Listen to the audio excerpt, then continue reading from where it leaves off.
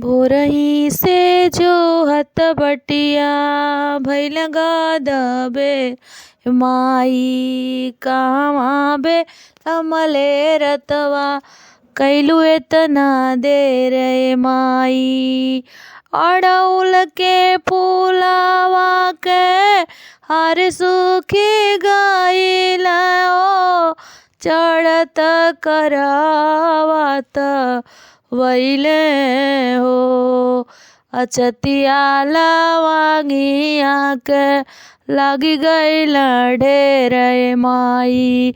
अचतिया लवंगिया के लगी गइल ढेर माई।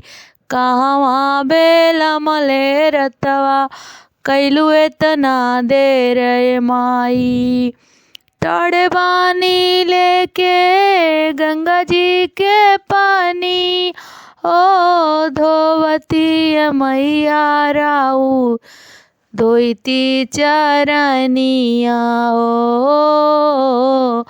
देरिया लगावा जनी आव चढ़ी के शेर माई। देरिया लगावा जनी आव चढ़ी के शेर माई।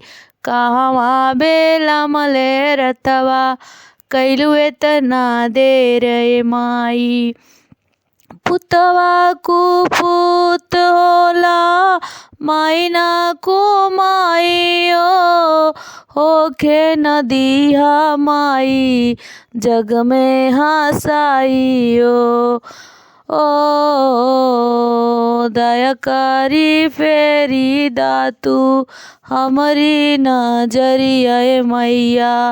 कहवा लगवलू एतना देर हो। भोरही से जोवत बटिया भइल गदबे हो माई।